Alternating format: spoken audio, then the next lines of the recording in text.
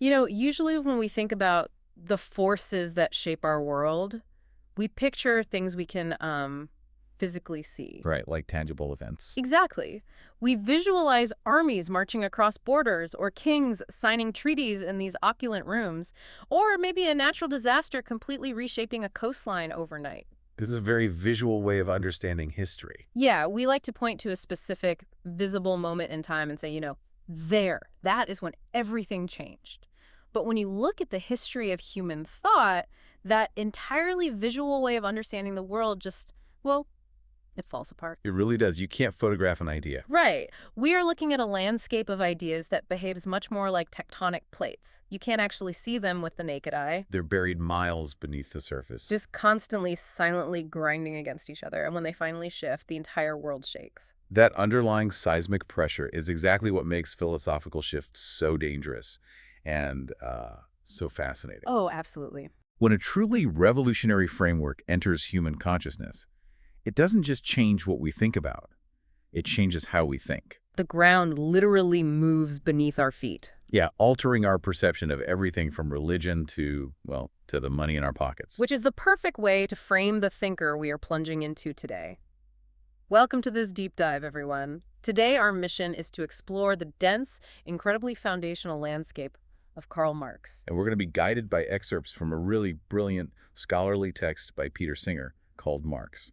A very short introduction. And the sheer scale of the stakes here for you, the listener, is just staggering. Singer points out right at the beginning of his synthesis that Marx's influence on human history can only really be compared to the founders of major world religions. We're talking about a historical footprint on the level of Jesus or Muhammad. It's mind-blowing. Consider the reality of the late 20th century. Nearly 4 out of every 10 people on Earth lived under governments that explicitly claimed to be following his ideas. 4 out of 10 people living under systems claiming his lineage. That's just, it's hard to even wrap your head around that number. It is. When an idea reaches that level of absolute global saturation, it transcends academia. It ceases to be just a book you might read in a university seminar. Right. It becomes the very water that billions of people are swimming in. Exactly. Now, before we really dive in, I want to explicitly step in here and establish a ground rule for you, the listener. Yeah, the impartiality clause. Right, because Marx is a highly politically charged figure, to put it mildly. He's intensely debated by both the left wing and the right wing today. So we need to clarify that this deep dive is strictly an impartial, scholarly exploration of the source material. We are not endorsing anything. No, we aren't taking sides, and we aren't making modern political endorsements. We are simply striving to convey the central vision that unifies Marx's philosophy, exactly as is presented in Singer's text. Just looking at the blueprint of his mind. And my promise to you today is that we're going to give you a shortcut to understanding a notoriously heavy thinker. We'll definitely try to avoid the impenetrable jargon wherever possible. Yeah, we're going to trace the actual philosophical journey Marx took, from his youth to his mature economic theories. And, to understand the destination of Marx's mature economics, the stuff everyone thinks they know about him, we actually have to ignore economics entirely at the start. That's the biggest misconception, I think. You have to rewind the clock. Right back to the 1830s, to the university halls of Berlin, and immerse ourselves in German philosophy. Because understanding that specific intellectual atmosphere is non-negotiable, if you want to understand Marx. As a young university student, Marx was breathing an intellectual oxygen that was completely dominated by one towering figure. The philosopher G.W.F. Hegel. Hegel. He had recently passed away, but his ghost dictated every single conversation. The name alone strikes fear into the hearts of philosophy undergrads everywhere. He is famously, notoriously difficult to read. His reputation for being impenetrable is very well earned. It's dense stuff. But Singer does a phenomenal job of distilling the absolute core of what the young Marx extracted from Hegel's massive, sprawling system. He really does. So to break it down, Hegel proposed that all of human history is driven by the development of what he called mind, or spirit. The German word is Geist, right? Yes, Geist. Crucially, Hegel argued that history is not just a random, chaotic sequence of events. It's a necessary, logical process heading toward a discoverable ultimate goal. And for Hegel, that goal is the ultimate liberation of this universal mind. Exactly.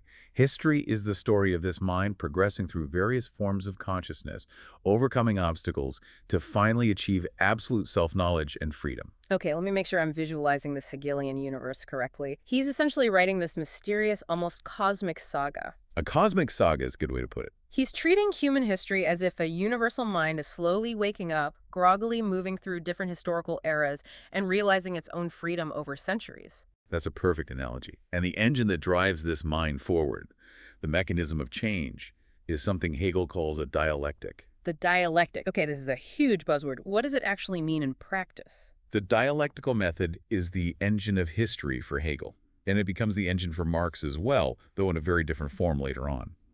The dialectic is the idea that progress only happens through contradiction and conflict. So peaceful stagnation doesn't move the needle. Right. An idea, a concept, or a state of affairs exists.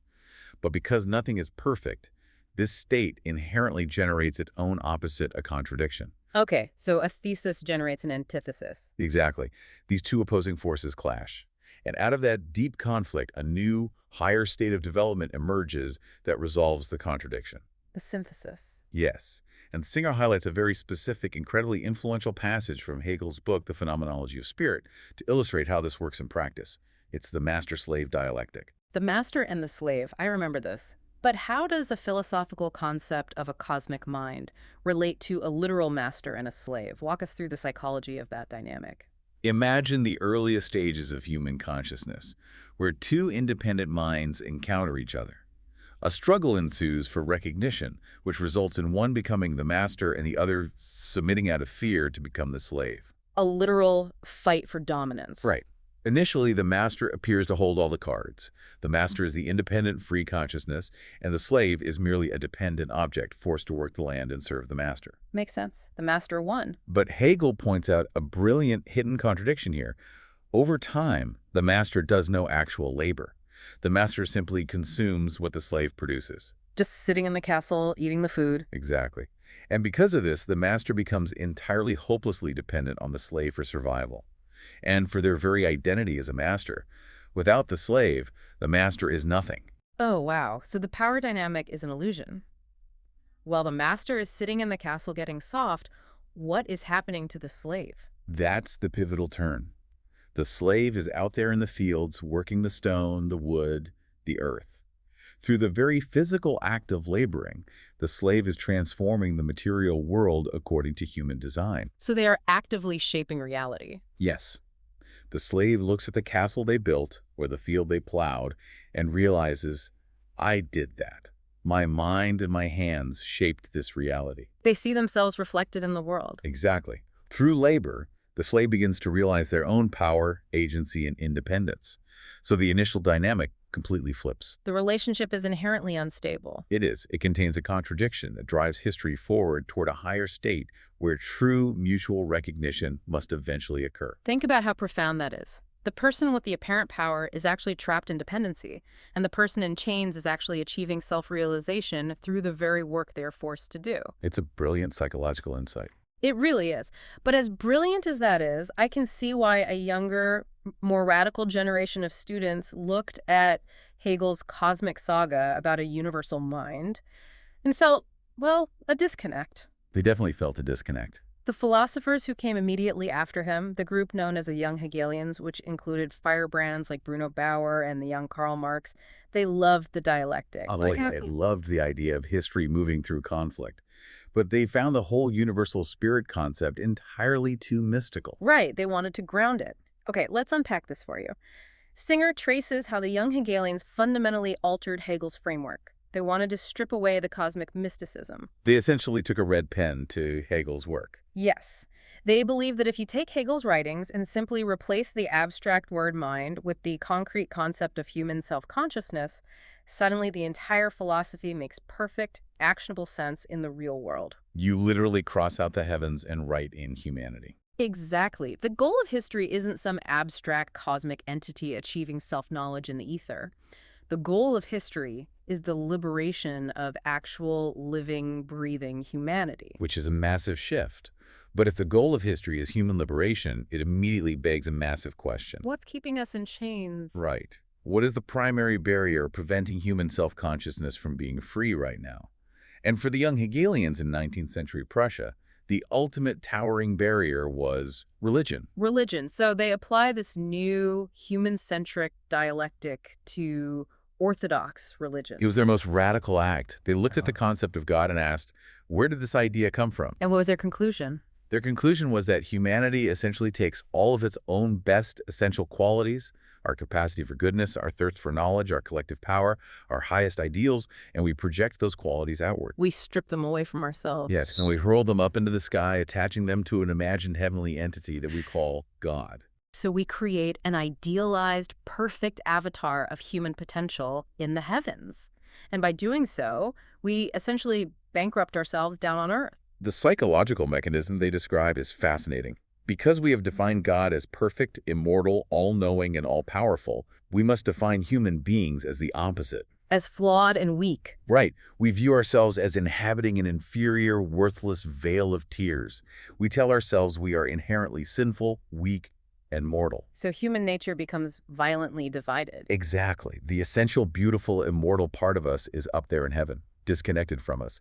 And the non-essential, base, miserable part of us is down here on earth. We have literally alienated our own best traits. We created something, we forgot that we were the ones who created it, and now we bow down and let that creation dominate us and make us feel small. That specific mechanism you just described, creating an object, forgetting you created it, and allowing it to rule over you, that is the absolute bedrock concept of alienation. Alienation, that's the key word for everything that follows. It is the defining thread of Marx's entire intellectual life. For the young Hegelians, ending this state of alienation meant using philosophy as a weapon to unmask religion. They thought if they could just point it out, the spell would break. They believed that if they could just show people that God is merely a reflection of human nature, humanity would stop subordinating itself to an idol of its own creation. We'd reclaim those projected virtues. Exactly, and view human self-consciousness as the highest possible divinity. The audacity of that intellectual project is staggering, especially for the time. And it brings to mind a quote Singer pulls from Marx's doctoral thesis, which reads like a thunderclap. It's a very famous quote. The young Marx openly aligns himself with the Greek myth of Prometheus. For you listening, Prometheus is the titan who defied the rulers of heaven, stole fire, and gave it to humanity, knowing he'd suffer eternal torture for his rebellion. The ultimate rebel. Right. Marx adopts the battle cry of Prometheus, writing, I detest all the gods. He goes on to say that philosophy's own declaration must be raised against all gods of heaven and earth who do not recognize man's self-consciousness as the highest divinity. There shall be no other beside it. That is the fiery rhetoric of a young man declaring absolute intellectual war on the very concept of divine submission. He's not pulling any punches. No, he's establishing a starting premise that human freedom requires the total annihilation of any system that demands humans kneel before an external power. But practically speaking, this introduces a severe tension. I mean, Marx is sitting in university libraries writing doctoral theses about Greek myths and alienation. If he truly believed that religion was a massive, civilization-spanning illusion preventing human liberation, how on earth did he plan to shatter that illusion? It's the classic ivory tower problem. Right. You don't overthrow thousands of years of religious institution by publishing an academic paper that only 50 other philosophers will read. And Singer pinpoints this exact frustration as the catalyst for the next major phase of Marx's intellectual evolution. Marx was a brilliant critic, but he was also deeply pragmatic about how change occurs. He wanted actual change. He did. He quickly realized that philosophical criticism in a university setting just wasn't moving the needle. The masses were not abandoning the churches just because Bruno Bauer wrote a clever essay. Right. People were still going to church. Exactly. And more profoundly, Marx began to suspect that the religious illusion was only the first barrier to human freedom. It was a symptom, not the root disease.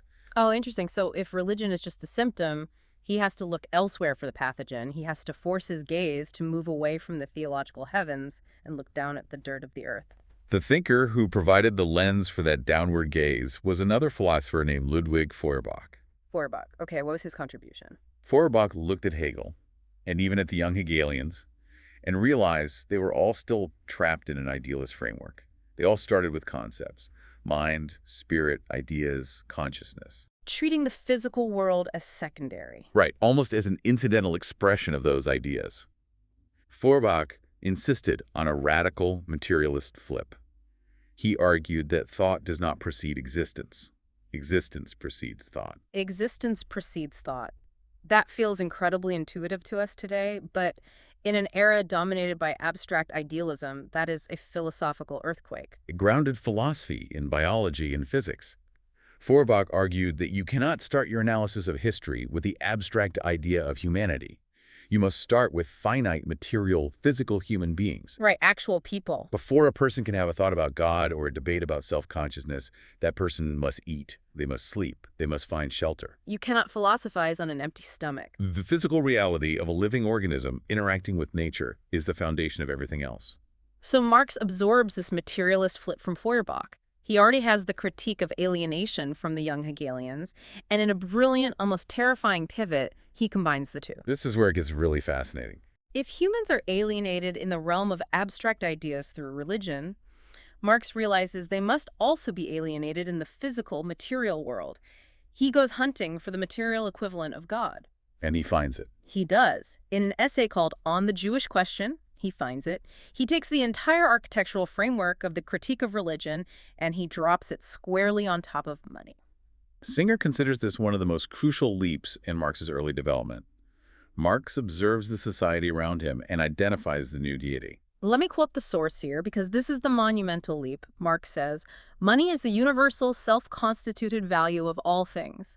Hence it has robbed the whole world, the human world as well as nature, of its proper value.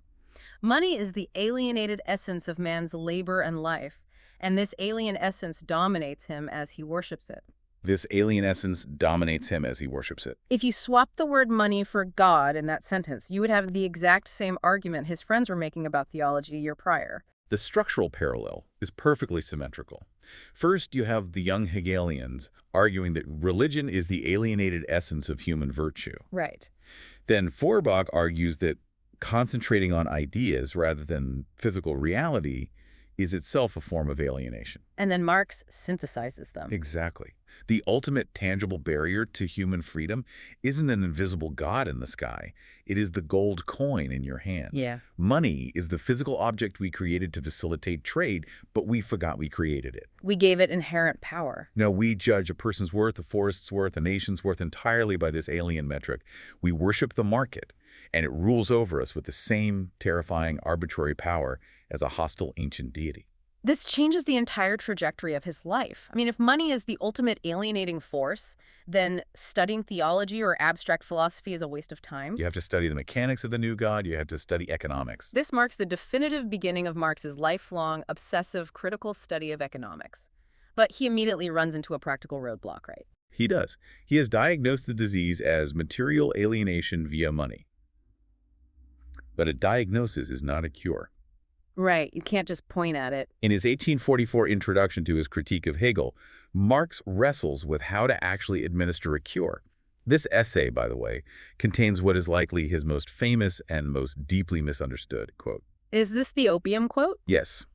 This is where he calls religion the opium of the people. It is almost always quoted out of context. People use it to suggest Marx was just sneering at religious believers, calling them mindless drug addicts. That's the common perception. But when you read the full passage Singer provides, Marx is actually incredibly empathetic. He says religion is the sigh of the oppressed creature, the heart of a heartless world. He is saying it's a necessary painkiller for an agonizing material reality. It is a diagnosis of suffering. People do not cling to the illusion of heaven because they are stupid. They cling to it because their life on earth is unbearable. That reframes it completely. Marx argues that just pointing out the illusion, just analyzing the painkiller, will never cure the disease. He writes that human self-alienation has been unmasked in its holy form by his predecessors, but now it is the task of philosophy to unmask it in its unholy forms. Meaning in law, in politics, and in economics. Exactly. However, for the first time, Marx openly admits that writing critiques is not enough. This is where I find myself pushing back not just on Marx, but on the whole enterprise of political philosophy. Because at the end of the day, philosophy is just ink on paper. True. Ideas don't feed people. Right. You can write 1,000 brilliant pages proving that money is a toxic, alienating illusion that strips us of our humanity.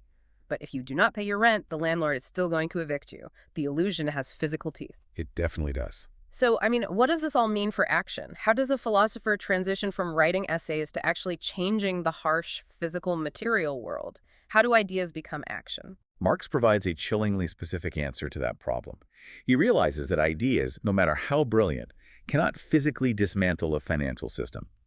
As Singer details from the text, Marx concludes that philosophy finds its material weapons in the proletariat, the working class. He identifies a specific demographic to be the blunt instrument of historical change. Yes, but the reasoning is purely philosophical at this stage.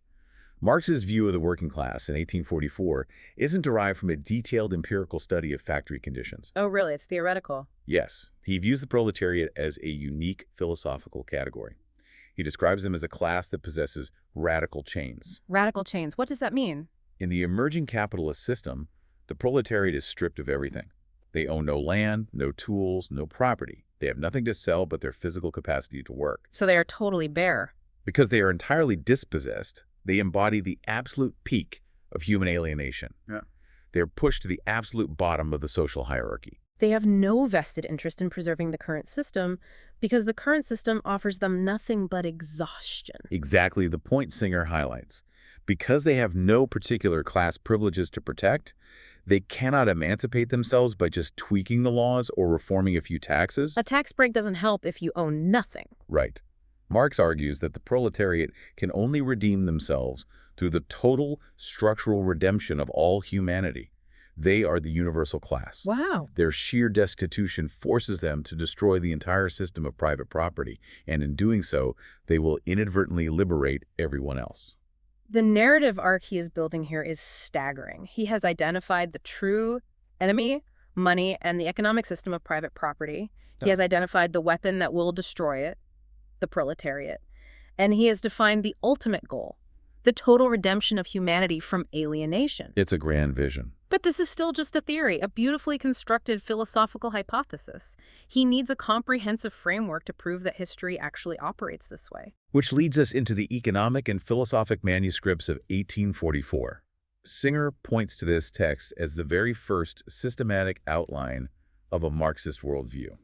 And he wrote these in Paris, right? Yes, Marx wrote these manuscripts in Paris, furiously trying to connect his philosophy to his newly acquired knowledge of classical economics. I read that these manuscripts were lost to history for decades and weren't published until 1932. That's right, but reading them is like looking at the architectural blueprints for the rest of his life. In these Paris manuscripts, he spends a lot of time defining what it actually means to be human. He leans on Feuerbach again here.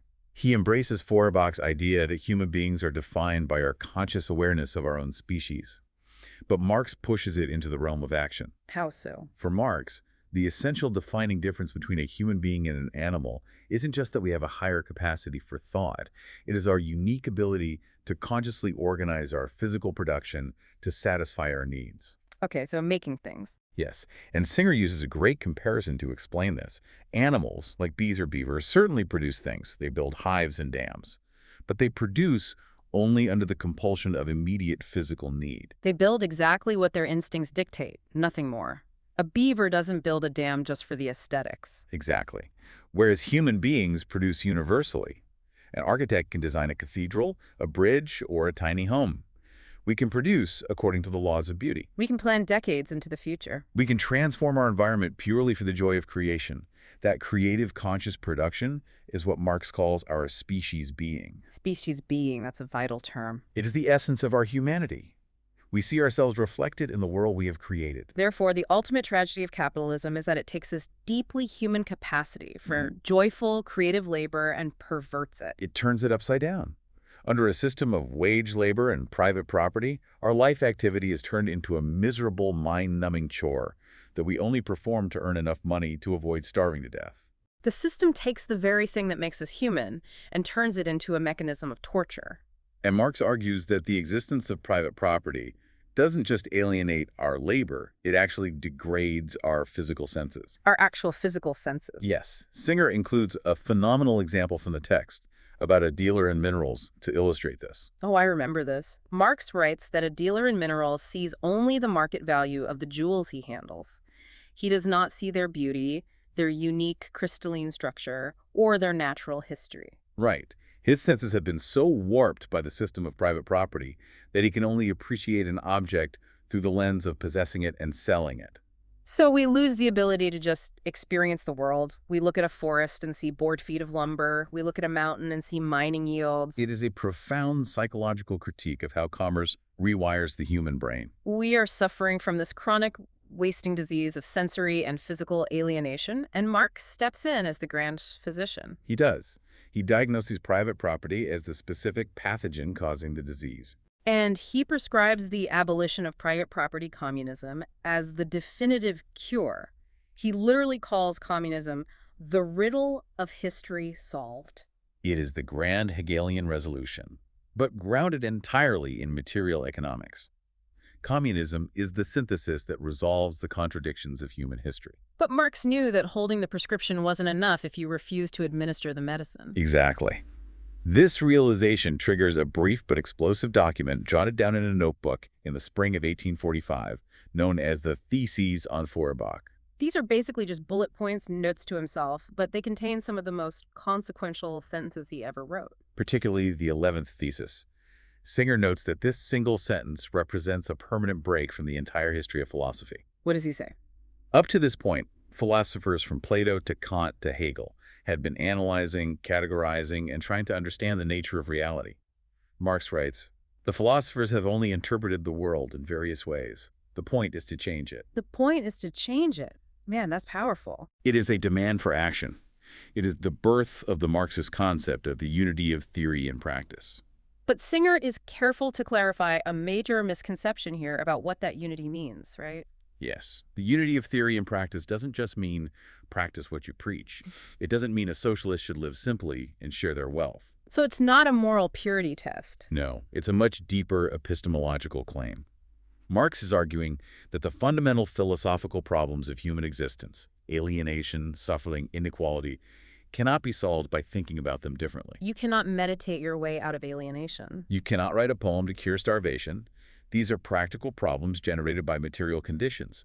Therefore, theoretical problems can only be resolved by practically physically altering the material conditions of the society that caused them. That is a massive paradigm shift. So to figure out exactly how those material conditions operate and how they change over time, Marx teams up with Friedrich Engels. The famous partnership begins. In 1846, they sit down and write a massive, blistering manuscript called The German Ideology. Marx later joked that they wrote it just to settle accounts with our former philosophic conscience. They are essentially burning the bridge to the young Hegelians and stepping fully into their own mature, independent framework. And this book contains the core formulation of his whole system, doesn't it? It does. The German ideology contains the first comprehensive formulation of what becomes known as historical materialism. This is the absolute beating heart of Marxist theory. Okay, let's unpack historical materialism. What is the primary premise? Singer breaks it down, and it's almost comically straightforward. Before humanity can make history, before people can engage in politics, science, art, or religion, they must be in a position to live. The fundamental premise of all human history is the existence of living human individuals who must eat, drink, have shelter, and have clothing. It is the ultimate reality check. Before you can draft the Magna Carta or paint the Sistine Chapel, you have to eat breakfast. I love that.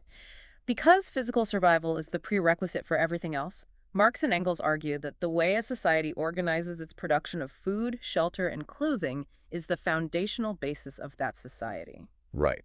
We must start our analysis of history from real, active men and their material life process. We do not start from what men say, what they imagine, or what they conceive. We start from how they produce their means of subsistence, which leads to what I think is the most devastatingly clear quote in the German ideology.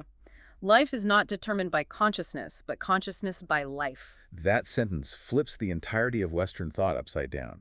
Think about how we usually learn history. We are taught that the Enlightenment, a movement of ideas, caused the French Revolution. Right, that ideals of liberty and equality drove the founding fathers to create America. Marx says this is entirely backward. Ideologies, morality, religion, metaphysics, legal systems are not independent realms of pure thought that guide human actions.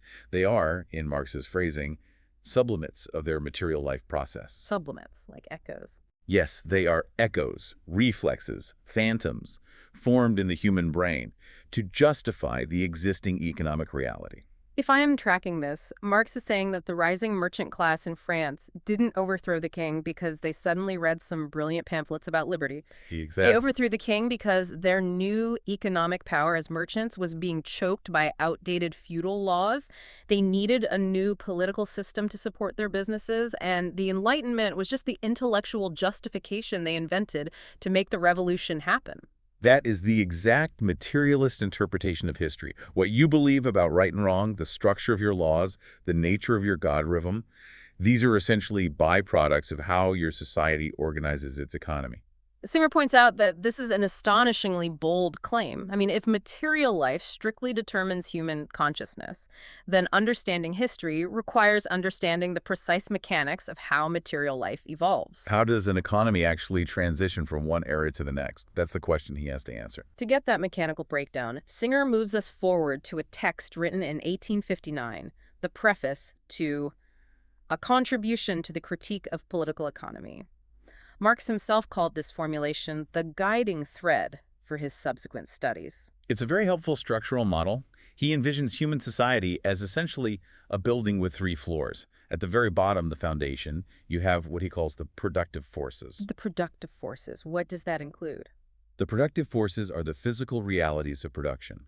This includes the tools, the machinery, the available raw materials, the land, and the human labor power and technical knowledge required to use them.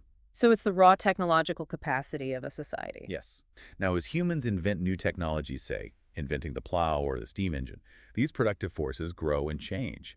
Corresponding to these forces are the relations of production. Relations of production. These are the social and economic relationships that human beings must enter into in order to operate the productive forces. Give us a concrete example for the listeners of how those two interact. If the primary productive force of a society is a massive expanse of agricultural land, and the tools are simple hand plows, the corresponding relation of production might be feudalism. Okay, so you have a relationship between a feudal lord who owns the land by divine right and a serf who is legally tied to the land and forced to farm it. Exactly. But if the productive force changes, if someone invents a massive coal-fired steam mill, the old feudal relations no longer work. You need a new relationship. The serf needs to leave the land and go to the city. Right. You get the industrial capitalist who owns the factory and the wage worker who is legally free but forced to sell their time to operate the machines. And together, the productive forces, the technology, and the relations of production, the class structure, make up what Marx calls the economic base of society. That economic base serves as the foundation for the entire rest of the building. Everything else sits on top of it. And he calls the rest of society the superstructure. Yes. The superstructure encompasses the legal system, the political apparatus, the religious institutions, the art, the philosophy, and the dominant cultural morals. And the crucial, unyielding point of historical materialism is that the economic base determines the character of the superstructure. The technology dictates the economy, and the economy dictates the culture. Marx is incredibly blunt about this in another text, The Poverty of Philosophy. He writes, the handmill gives you society with the feudal lord, the steam mill society with the industrial capitalist. It's a very famous, very direct quote. Okay, I have to step in here and challenge this, because isn't this way too crude? When you distill human history down to the handmill gives you the feudal lord, it feels almost insulting to human agency. It definitely strikes people that way. Are we really supposed to believe that a single piece of technology strictly dictates the nuance of human culture, the poetry we write, the laws we pass, the gods we pray to? And what about the obvious chicken and egg problem? The chicken and egg problem is the big one. Humans had to conceive of the idea of a steam engine before they could physically build it. Didn't their scientific consciousness drive the technological invention, which then changed the economy? Doesn't that explicitly prove that consciousness drives life? At least part of the time? You are hitting on the exact critique that historians, sociologists, and philosophers have leveled at historical materialism for over a century. If you interpret Marx as offering a strict, mechanical, one-way street where economics dictates every single thought in your head, the theory shatters upon contact with reality. It's just too simplistic. Singer acknowledges this glaring vulnerability. In fact, after Marx died, Friedrich Engels spent the last years of his life writing desperate letters to various socialists, trying to inject nuance into the theory to defend it from this precise accusation of crude economic determinism. Really? How did Engels try to patch the holes in the theory? Engels essentially pleaded guilty with an explanation.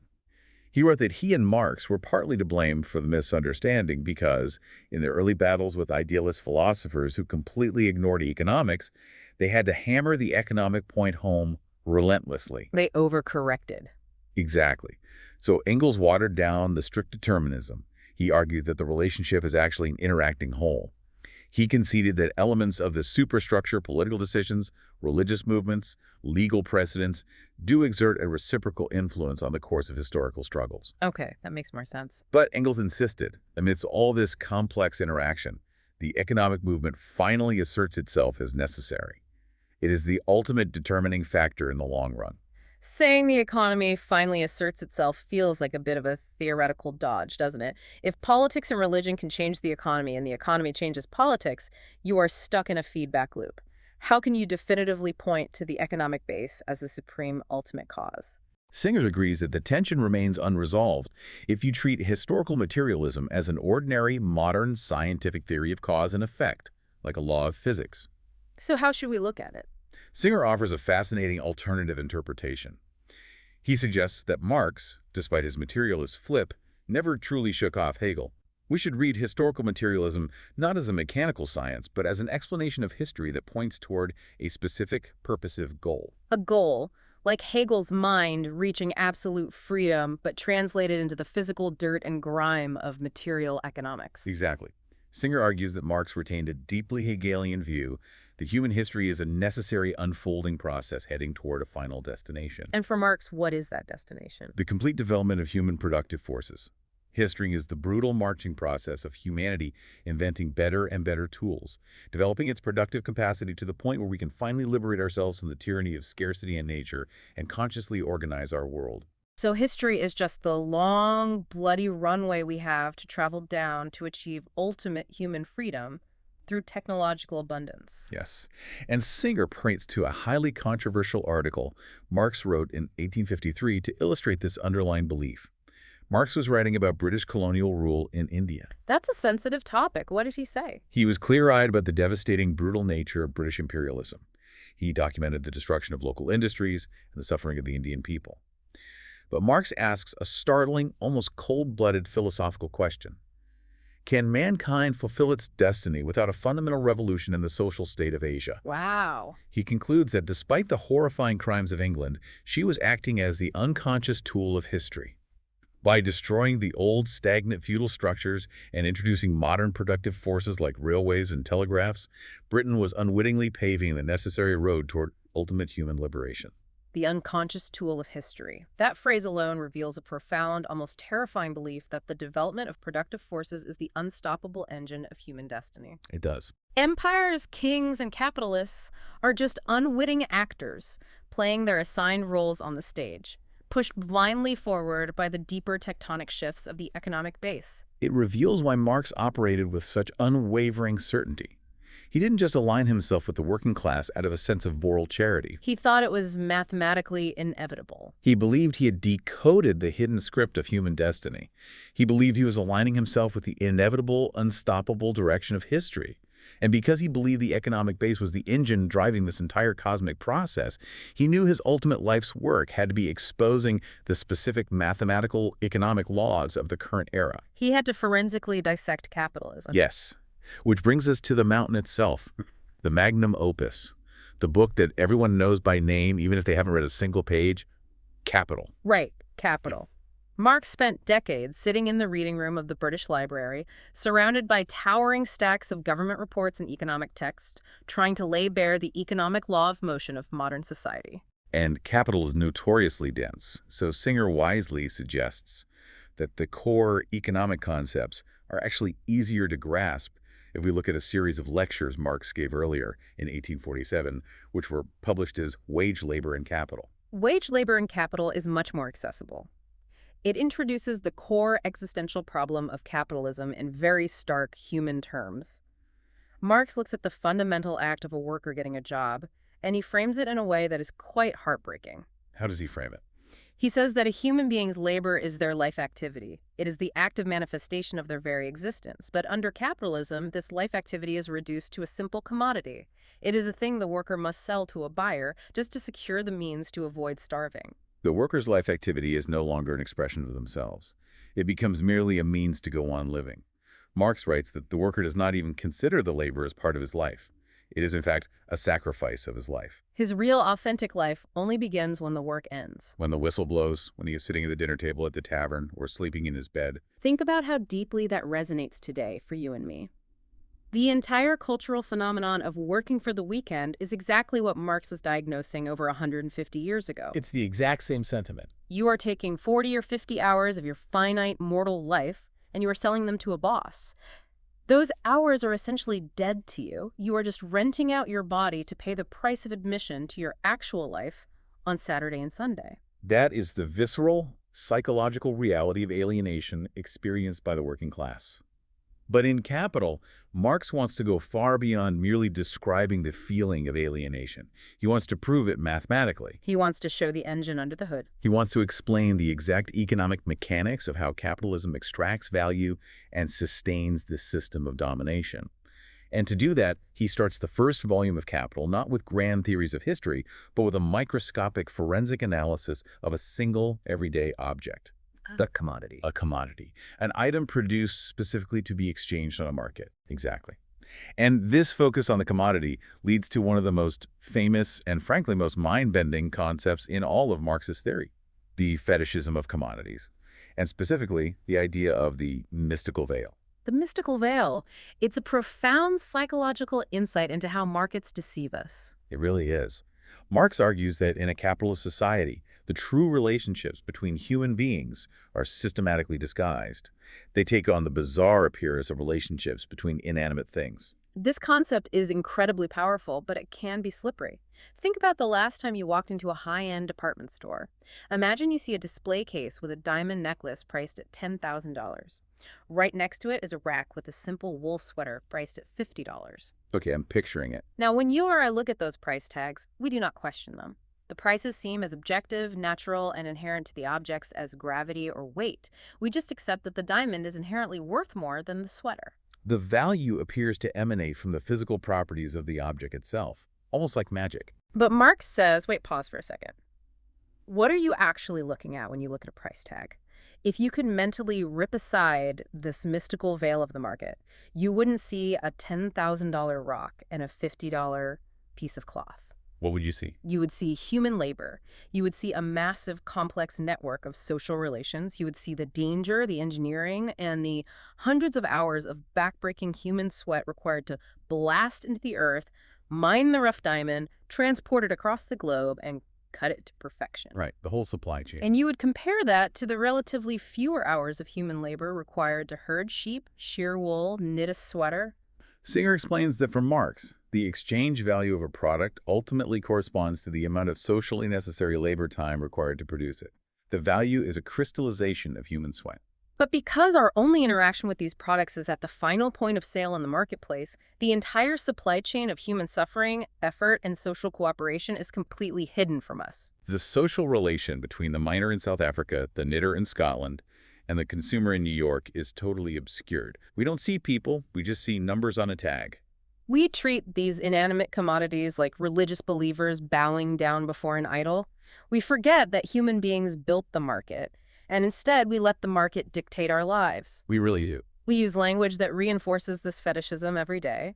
We read the news and say things like, the stock market is angry today, or the economy demands lower wages.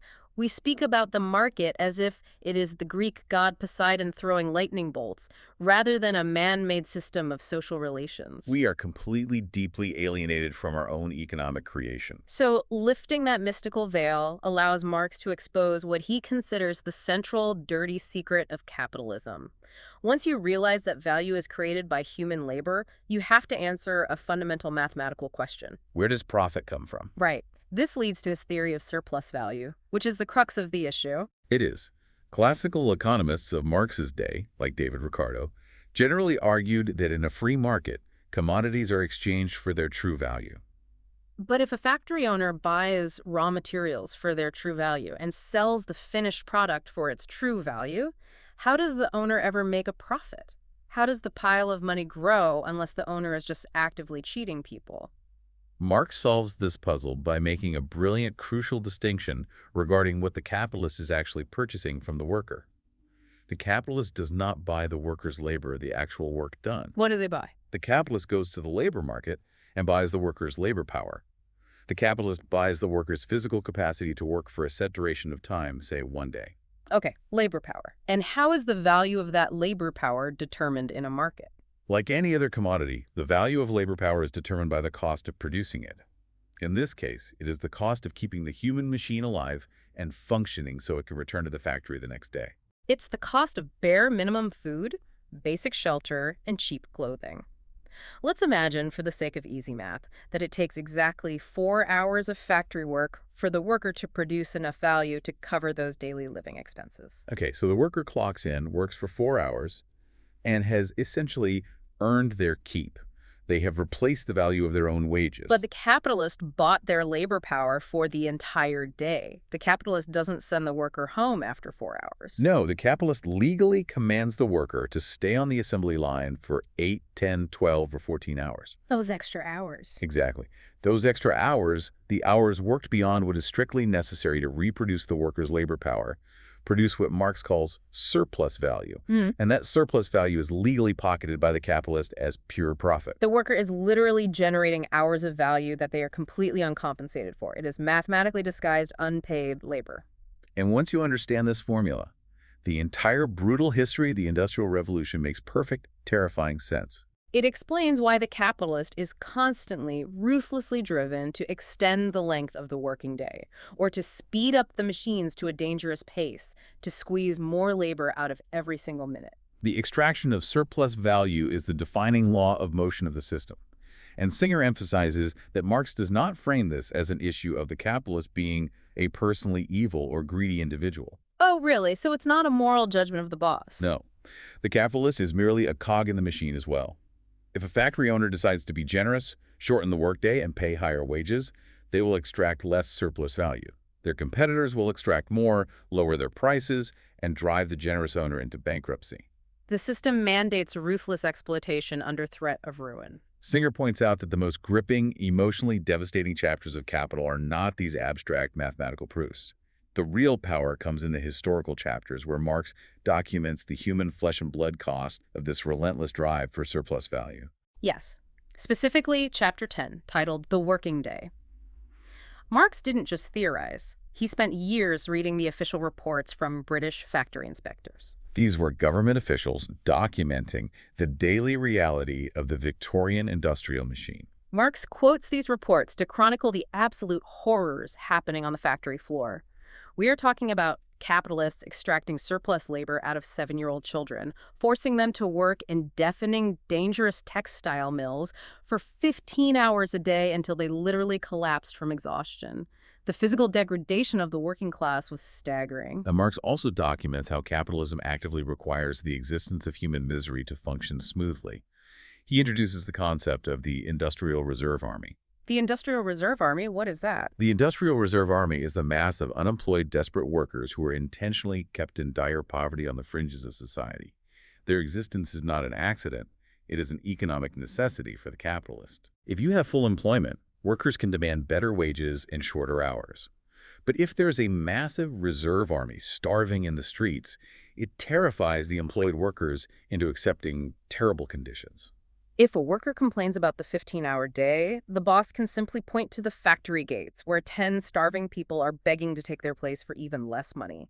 The misery of the unemployed is the disciplinary stick used to beat the employed. It is a harrowing, claustrophobic picture of a society tearing itself apart for profit.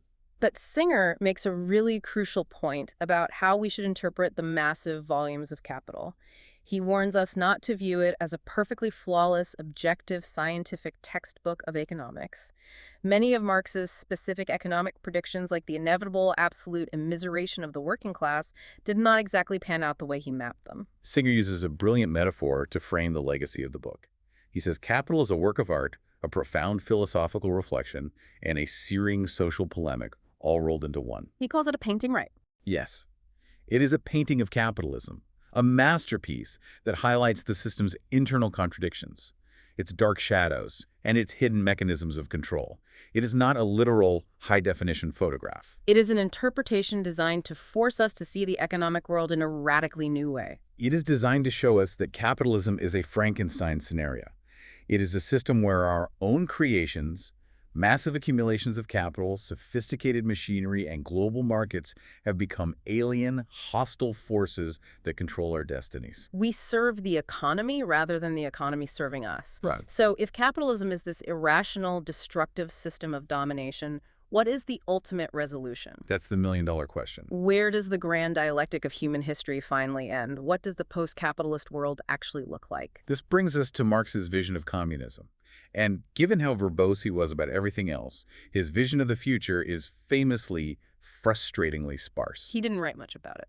Marx spent thousands of pages meticulously dissecting the anatomy of capitalism and maybe a few dozen scattered pages talking about what communism would actually be. Why so little? He actively disdained utopian socialists who tried to draw up precise blueprints for future societies.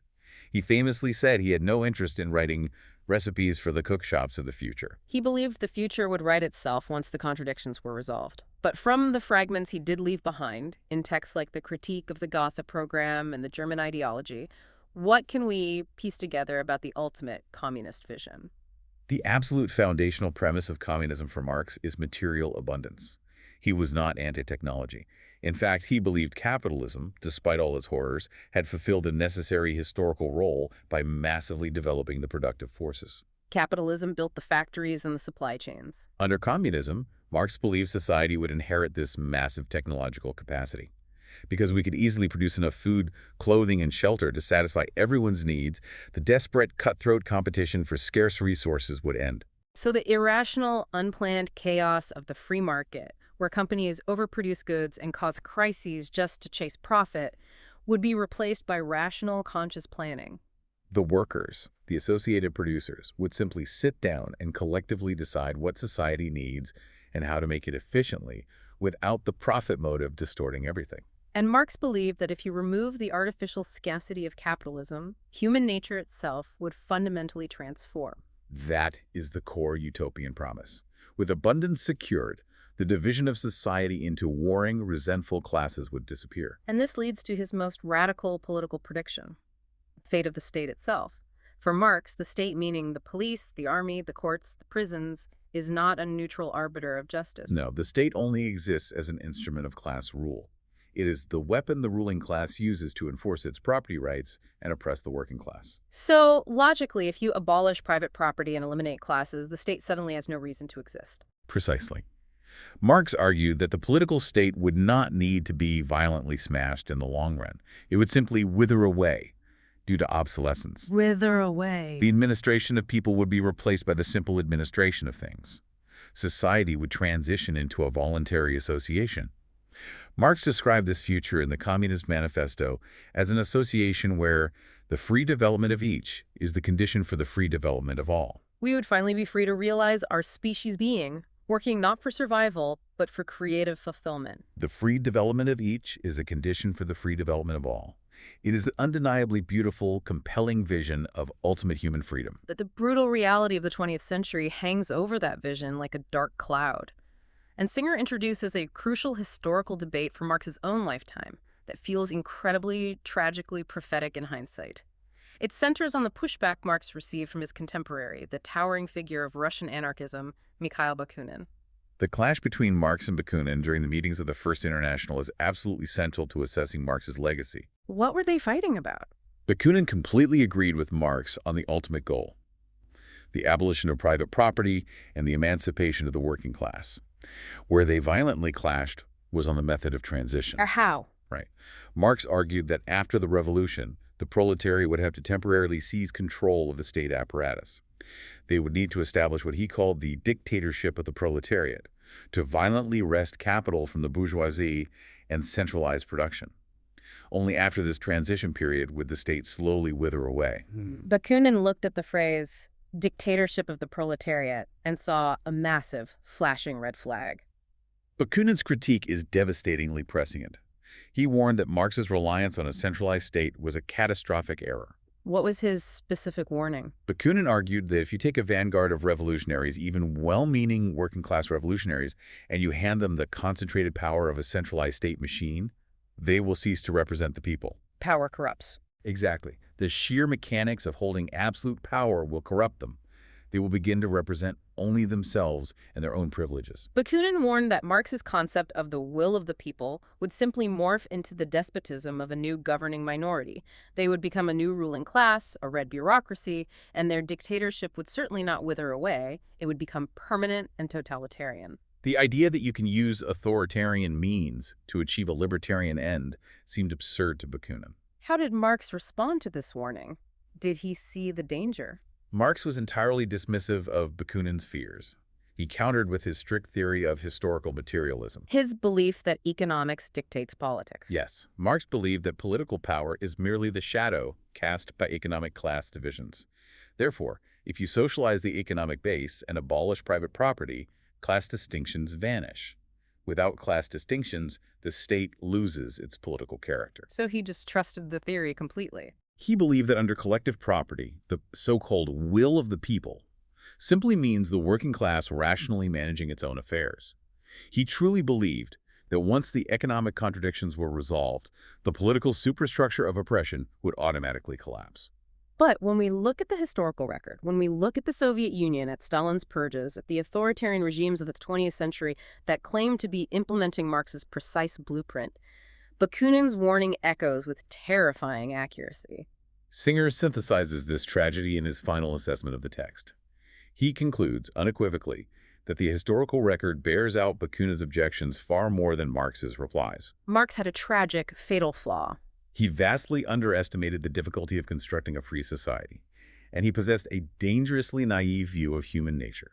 Marx was so deeply committed to the idea that human consciousness is entirely determined by the economic base that he believed negative human traits, greed, ambition, the lust for dominance, were exclusively products of capitalism. He assumed that if you abolish private property, these traits would simply evaporate. He failed to account for the fact that power has its own gravity.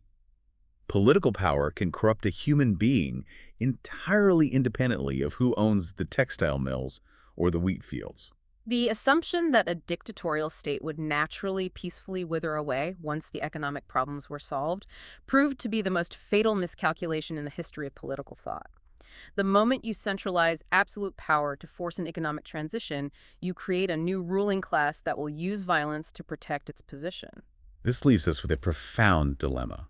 Yeah, if the political project of Marxism led to such catastrophic authoritarian failures in practice, what is the value of spending an hour diving deep into his philosophical labyrinth? Why are we still talking about him today? What do we actually take away from this? Singer's ultimate conclusion is that while Marx's political solutions and prophecies failed disastrously, his core insight into the nature of our economic reality remains profoundly, unsettlingly valid. His diagnosis. Exactly. Marx saw, clearer than anyone before him, that capitalism is an inherently irrational system that escapes human control. His diagnosis of alienation, the idea that our own massive economic creations confront us as alien, hostile powers that dictate our lives, is arguably more relevant today than it was in 1867. We're still living in a world governed by the chaotic boom and bust dictates of a market we built but cannot tame. Let's bring all of these shifting tectonic plates together into a comprehensive summary because the intellectual ground we have covered today is massive. It's a huge journey. We started our journey in the airy realms of German philosophy, looking at Hegel's abstract mind struggling toward freedom. We watched the young Hegelians bring that struggle down to earth, diagnosing Orthodox religion as the ultimate form of human self-alienation. We then followed the young Marx as he absorbed Feuerbach's materialist reality check, famously pivoting his critique away from God and aiming it directly at the nudity money. That brilliant pivot birthed the framework of historical materialism. The radical, worldview-shattering idea that the material base of our society, the tools we use, and the way we organize our labor fundamentally dictates the superstructure of our consciousness, our laws, and our deeply held beliefs. Which culminated in the forensic autopsy of capital. We saw how Marx ripped aside the mystical veil of the marketplace to expose the hidden, unpaid human labor and the relentless extraction of surplus value that powers the capitalist engine. He showed us how we literally fetishize commodities, bowing down before the economic systems we built with our own hands as if they were uncontrollable forces of nature. It is a sweeping, singular, majestic vision of human history. It travels from abstract, philosophical alienation to brutal economic exploitation, ending with a utopian hope for final human liberation that, tragically, proved far more complex and dangerous to implement than he ever imagined. And that profound tension brings us to our final thought, the lingering question that builds on the foundation of Singer's synthesis. Marx showed us how 19th century workers became alienated from their own physical creations, treating the brutal industrial market as an unquestionable force of nature. It forces us to look in the mirror today. What do we see now? If Marx were sitting here right now, looking at our modern landscape, what would he see? Think about our era of hyper-curated algorithmic feeds that actively dictate our attention and desires. Think about artificial intelligence models trained on the collective labor of human creativity, now mimicking that creativity back to us. Think about the vast, opaque, algorithmic global supply chains that deliver goods to our doorsteps with the click of a button, completely obscuring the human hands that pack the boxes. Are we still bowing down to idols of our own making? Have we actually escaped the alienation Marx diagnosed? Or have we merely traded the physical, mystical veil of the Victorian factory for the sleek, digital veil of the 21st century? Are we still fundamentally controlled by the systems we created to serve us? Tectonic plates are shifting beneath us every single day, and most of the time we do not even feel the tremors until it is too late. Thank you for joining us for this deep dive into the source material.